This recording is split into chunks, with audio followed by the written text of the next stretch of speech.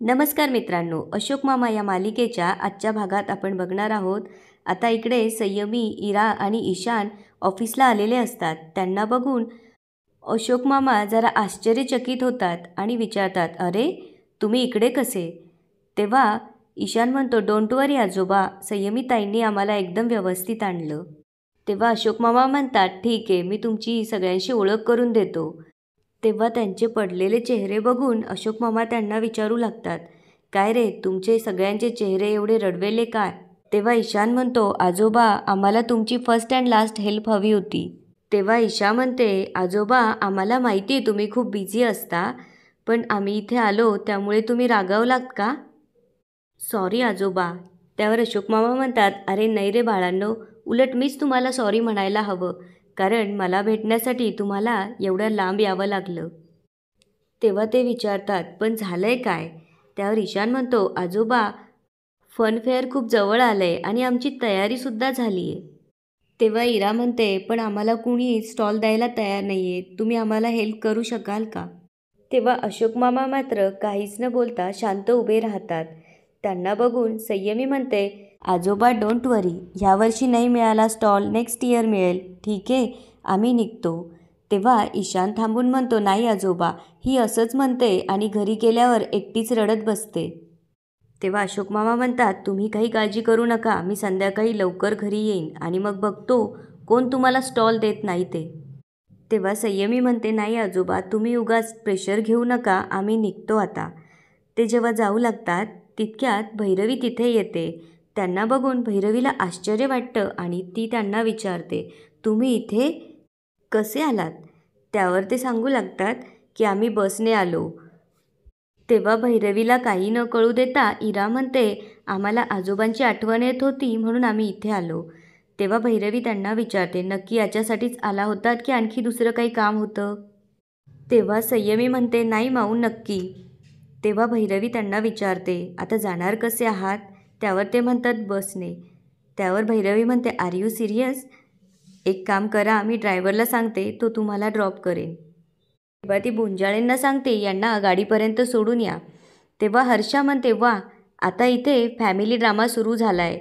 आता ही लोक आपल्याला इथे कामाला लावून घरी लवकर जातील आणि काय फनफेअर एन्जॉय करणार. करा करा, आम्ही राबतो इकडे. तेव्हा भैरवी म्हणते, नाही जाणार आहे मी, डोंट वरी, तुम्ही सगळी गेल्यावर मी जाणार आहे, ओके. इकडे संयमी, इरा, ईशान घरी येतात. तेव्हा राधावहिनी आणि किशाभाऊ त्यांना विचारू लागतात, झालं का काम पोट्ट्या हो? त्यांचे पडलेले चेहरे पाहून राधावहिनी मुद्दामच म्हणते, वाटलंच होतं, हे पा कोणी कुणाला कामाला येत नसतं, फक्त बोलते आम्ही हे करू ते करू, करत कुणीच नसते. तेव्हा किशाभाऊ म्हणतो, काय मोठ्या लोकांच्या मोठ्या बाता, त्यांच्याकडे टाईम कुठे असतो? आणि ते म्हणतात, काय आई बापा विना पोराईचे हाल असेच असते. तेव्हा ईशान रागातच उठून आत जाऊ लागतो. तेव्हा राधावहिनी म्हणते, काय झालं पोराले? तेव्हा किशाभाऊ म्हणतो, दुःख झालं असेल ना? तेव्हा ईशान त्याची पेंटिंग फाडू लागतो आणि म्हणतो, आता स्टॉलच जर मिळणार नाही तर याचा काय उपयोग आहे? तितक्यात अर्जुन तिथे येतो आणि त्याला थांबवत म्हणतो, एक मिनिट ईशान, आणि त्याच्याजवळ येऊन म्हणतो, अरे कुणाचंही ऐकून आपण काहीही करायचं नसतं. आणि तो राधावहिनी आणि किशाभाऊकडे बघून म्हणतो, कळलं का, आपण थोडीच हलक्या कानाचे आहोत दलदलीत सोनं शोधायला. तेव्हा तो किशाभाऊला विचारतो, अरे बापरे मामा, तुमचे कान कसे टवकारले तो? नाही म्हणजे दुसऱ्याचे कान भरल्यानंतर तुमचे कान सुधारणार आहेत का? आणि तो राधावहिनीला म्हणतो, मामी सोनं मिळालं का तुम्हाला? नाही काय, सोन्यासारखी माणसं इथंच आहे, पण तुम्हाला किंमत नाही आहे. तेव्हा संयमी म्हणते, तू काय बोलतोयस, मला कळत नाही आहे. त्यावर अर्जुन म्हणतो, अगं त्याची गरज पण नाही आहे, ज्यांना कळायचं त्यांना कळालं. तेव्हा तो ईशानला विचारतो, आणि तू असं का म्हणालास पेंटिंग फाडायचं आहे म्हणून? तेव्हा ईशान म्हणतो, अर्जुन काका, खूप लॉस्ट आणि हेल्पलेस वाटतंय. तेव्हा इरा म्हणते, अरे आम्ही खूप एक्सायटेड होतो, पण आता सगळं वेस्ट गेलं. त्यावर अर्जुन विचारतो, का? तेव्हा ईशान म्हणतो, फनफेअर जवळ आलं आहे, अजून आमची काहीच तयारी झाली नाही आहे. त्यावर अर्जुन म्हणतो, डोंट वरी, आणि तो ड्रायव्हरला कॉल करून वरती सामान आणून द्यायला सांगतो. ड्रायव्हर जेव्हा सामान आणून देतो तेव्हा अर्जुन म्हणतो, मुलांनो हे बघा तुमचं सामान आलं. तेव्हा संयमी म्हणते, अर्जुन काका प्लीज, याचा काही यूज नाही आहे, तू हे परत घेऊन जा. तेव्हा अर्जुन विचारतो का? तेव्हा इरा म्हणते, अरे पण आम्हाला स्टॉलच मिळाले नाही आहेत. आता इकडे अशोक मामा सोसायटीच्या ऑफिसमध्ये येतात आणि स्टॉल लावणाऱ्यांची लिस्ट वाचू लागतात आणि म्हणतात, ही नावं मी माझ्या आयुष्यात पहिल्यांदाच ऐकली आहे. आणि विचारतात, आपल्या सोसायटीत राहतात का? तेव्हा देसाई म्हणतात, नाही. ते पुढे विचारतात, मग कोण आहेत ही मुलं? तेव्हा देसाई म्हणतात, ती काही कियांच्या शाळेतली आहे आणि काही रुपालीच्या बहिणीची मुलं आहेत. तेव्हा अशोक मामा विचारतात, ही मुलं इथे राहतात? त्यावर देसाई म्हणतात, नाही. त्यावर अशोक मामा म्हणतात, मग कुणाला विचारून तुम्ही या मुलांना स्टॉल्स दिलेत? तेव्हा तोरणे उठून त्यांना म्हणतात, माझगावकर तुम्ही आम्हाला. त्यावर अशोक मामा म्हणतात, जाब विचारतोय ना?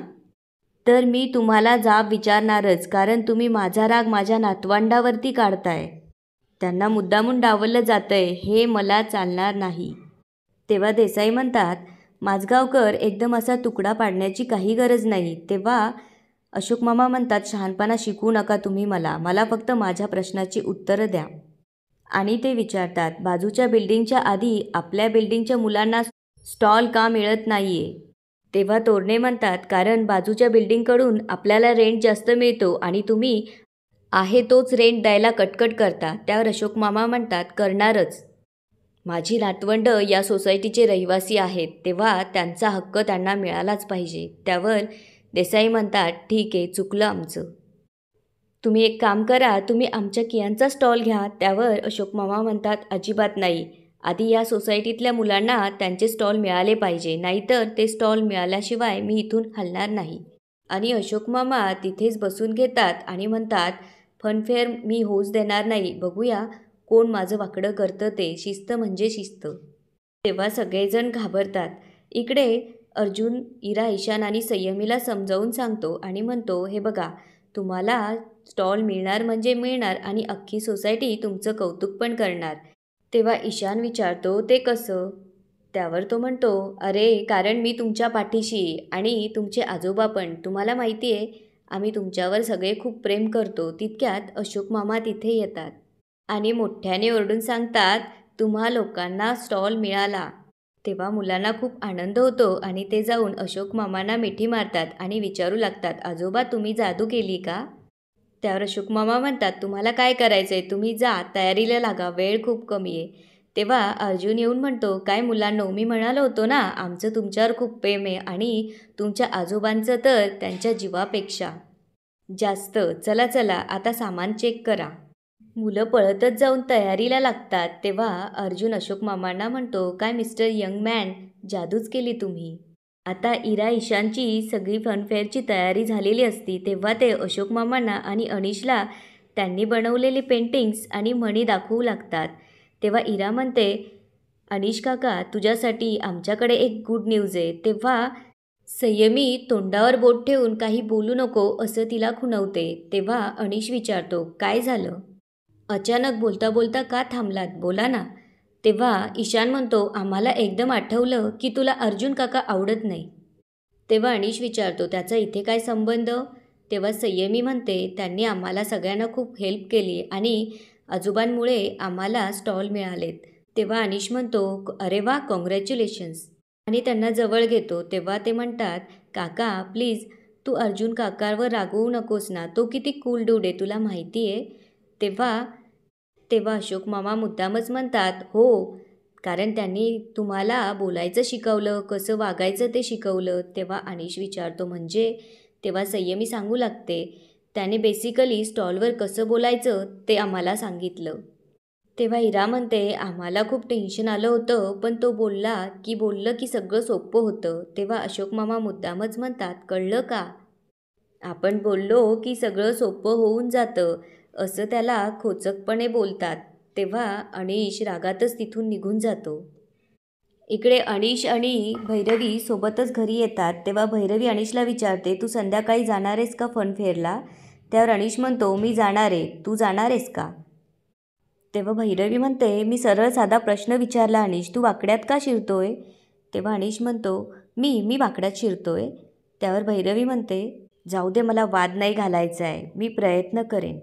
तेव्हा अनिश म्हणतो, मीही प्रयत्न करेन, पण तू नक्की कर. तेव्हा दोघांमध्ये पुन्हा वाद होऊ लागतो आणि तो भैरवीला म्हणतो, कसंय भैरवी, आपण अशी डील केलीच नव्हती की तू तुझं करिअर सांभाळशील आणि मी मुलांसाठी माझं करिअर मागे टाकेन.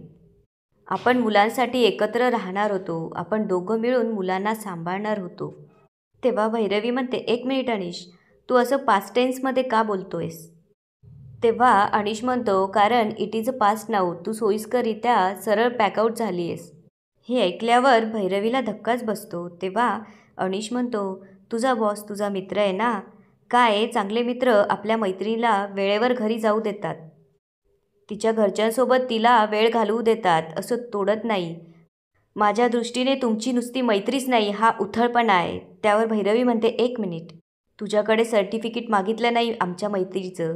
ती खरी आहे का खोटी आहे हे आम्हाला माहिती आहे. त्यावर अनिश काही बोलणार तेव्हा भैरवी त्याला थांबवत म्हणते, बास अनिश, आता खूप झालं. मी बाबांमुळे इतक्या दिवस सहन करत होते. तू आम्हाला कधीच समजू शकणार नाही, कारण तुला कधी कुणी मित्रच नव्हते. तुला कधी कुणाशी जुळून घेता आलं नाही, कारण तू सिटी लाईफ कधी जगलाच नाही. तुला एकटं राहण्यातच अभिमान वाटायचा. पण कॉर्पोरेटमध्ये तसं नसतं अनिश. भयंकर स्ट्रेस असतो, भयंकर प्रॉब्लेम्स असतात. अर्जुनमुळे माझा स्ट्रेस कमी झाला आहे, पण तू याचा विचार नाही करणार. तू फक्त मी घरी येते की नाही याचाच विचार करशील, कारण तू खूप टिपिकल निघालास. आणि बाय द वे, अर्जुन उद्या चालला आहे आणि त्याने मला विचारलं की तुला ब्रेक हवा असेल तर तू पण चल बेंगलोरला. आणि मी त्याला आपल्याबद्दल सगळं सांगून टाकलं आहे. हे ऐकल्यावर अनिशला धक्काच बसतो आणि तो तिला विचारतो, म्हणजे तुला कॉन्ट्रॅक्ट मॅरेजबद्दल त्याला सगळं सांगितलंस? त्यावर भैरवी म्हणते, हो. त्यावर अर्जुन म्हणतो, का सांगितलंस? ही आपल्या दोघांमधली गोष्ट होती आणि तो जर बाबांकडे पचकला तर? तेव्हा भैरवी म्हणते, तो काहीही बोलणार नाही. आणि याच ठिकाणी आजचा एपिसोड संपतो. आता पुढे काय होणार ते बघूया उद्याच्या एपिसोडमध्ये. धन्यवाद.